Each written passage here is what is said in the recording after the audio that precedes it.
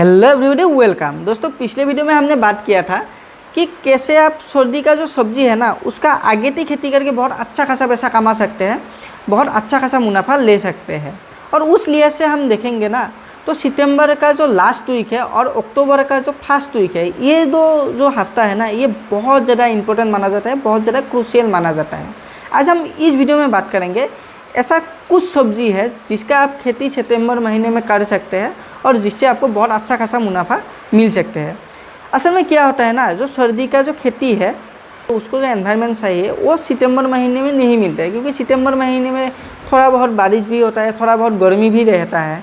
तो ज़्यादातर जो सब्जी में होने वाले फसल है उसके लिए ये जो एनवायरनमेंट है ये परफेक्ट नहीं होता है। इसीलिए आपको कुछ स्पेशल सब्जी का खेती ही सितंबर महीने में करना चाहिए। अभी हम बात करते हैं आपको कौन कौन सा सब्जी का खेती करना चाहिए। सबसे पहले जो खेती है जिसको आपको सितंबर महीने में करना चाहिए वो है सर्दी में होने वाले बेल में होने वाले सब्जी, जैसे कि आपका कद्दू हो गया, फिर आपका लौकी हो गया। आप लौकी और कद्दू का खेती सितंबर महीने में कर सकते हैं लास्ट वीक में। फिर दूसरा जो चीज़ है वो है साग का खेती।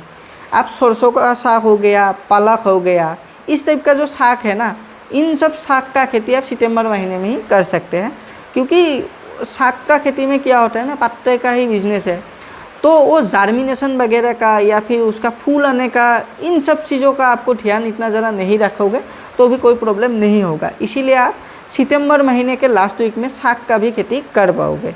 पर हाँ, साग का खेती में एक प्रॉब्लम आ जाता है, अगर बारिश आ गया, आप साग का बीज डाल दिया, उसके बाद अगर बारिश आ गया ना तो ये जो बीज है उससे अंकुरन का जो मात्रा है वो कम हो जाता है, तो आपका साग का खेती थोड़ा प्रॉब्लम में आ सकता है। बाकी इतना ज़्यादा कोई प्रॉब्लम होता नहीं है। तीसरा जो चीज़ है जिसका खेती आप कर सकते हैं वो है बैंगन का खेती।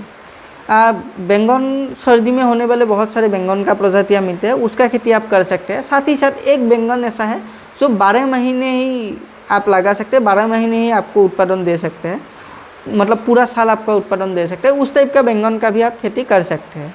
चौथा जो चीज़ है वो है मिर्ची का खेती। आप मिर्ची का भी खेती कर सकते हैं। इसके अलावा भी आप ब्रोकली का खेती कर सकते हैं। ब्रोकली का खेती थोड़ा आगेती समय में भी आप कर सकते हैं, तो उसमें कोई इतना ज़्यादा प्रॉब्लम होगा नहीं। सितंबर के लास्ट वीक में या फिर अक्टूबर के फर्स्ट वीक में आप ब्रोकली लगोगे तो सबसे अच्छा रहता है।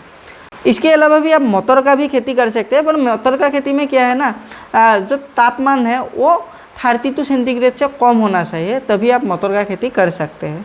तो इसी तरीके से यही सब चीज़ों का खेती करके आप बहुत अच्छा खासा लेवल पे पैसा कमा सकते हैं।